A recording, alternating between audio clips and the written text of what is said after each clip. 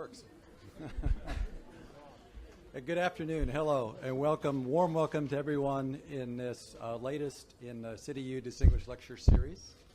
We're most pleased and honored to have Professor Robert Austin from Princeton University to be today's speaker.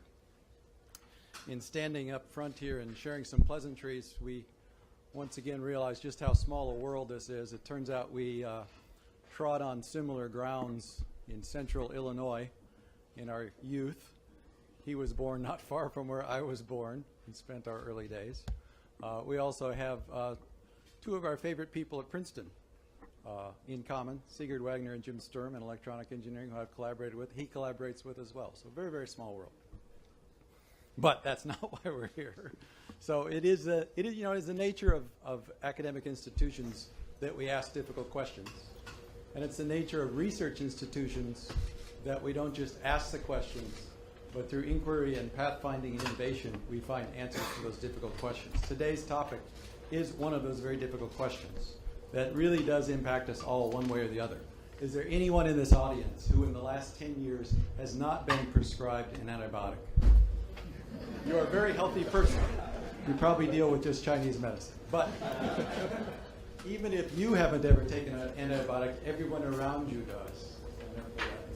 So it's the nature of a great speaker, of course, that that speaker can fill a room like this with a very diversified audience in spite of the fact of having the word physics in the title, which is known to scare people away. There's only one discipline you can put in the title to scare people more than physics, and I can tell you firsthand that's chemical engineering. Now, of course, one of the ways he's drawn us in is by asking that question and already got us to think. I don't know how many people read closely the abstract. There's another way he drew us in. He made reference to the Red Queen. How many people understood that reference to the Red Queen? Not too many people. Well, I won't ruin it for you there, but that's actually a reference to a classic tale from Lewis Carroll. It's the sequel to Alice in Wonderland. Long before the movies figured out there's money to be made in sequels, he figured out there was money to be made in the sequel to a book, Alice in Wonderland. And the Red Queen was someone who Alice in Wonderland was just amazed at her lightning speed. She was just amazed how quickly the Red Queen could move. And when she quizzed the Red Queen about that, she said, well, you have something like this as a paraphrase, because I didn't memorize the whole book.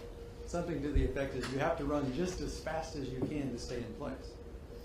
Now, I use that quote all the time. Whenever anybody brings up, we've got to move up in university rankings, I actually bring that one up.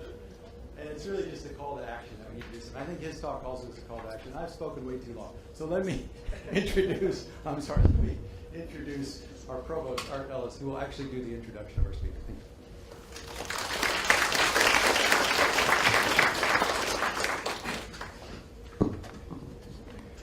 Thanks, Greg, and let me add my welcome to everyone here today, part of this presentation of our University Distinguished Lecture Series. In his talk, Why Do Organisms Develop Resistance to Drugs? A Physics Perspective, Professor Austin will touch upon a subject that has been making many headlines in recent years. And I have to confess, when I first saw his title, particularly the part about a physics perspective, I was reminded of an old joke relating to a dairy farmer whose cows weren't supplying enough milk. Some of you may have heard this. The dairy farmer turned to a physicist for help.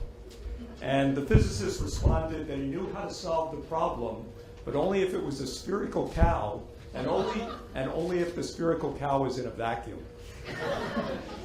So it's no exaggeration, though, to say that physics has a lot to teach us about how to solve and approach problems in the life sciences. Moreover, as Greg has mentioned, the stakes here in Hong Kong couldn't be higher. As all of you know, Hong Kong has been the epicenter of SARS. We've had avian flu here. Our colleagues in medicine tell us of the dangers posed by superbugs that are resistant to even the strongest antibiotics. Some bacterial strains have evolved to the extent that existing drugs are not able to combat them. So in this discussion, Professor Austin will explain to us some of the evolutionary dynamics that underpin this apparent arms race, as he calls it, that we seem to have entered into against these organisms that can harm us. During Professor Austin's distinguished career at Princeton, he's made seminal contributions in many areas related to biological physics. This includes protein dynamics, energy transport in biomolecules, DNA-protein interactions and topology, and applications of nanolithography and microlithography to biology. Professor Austin is an elected member of the U.S. National Academy of Sciences, and he's a fellow of the American Association of Arts and Sciences, American Association for the Advancement of Science, and the American Physical Society.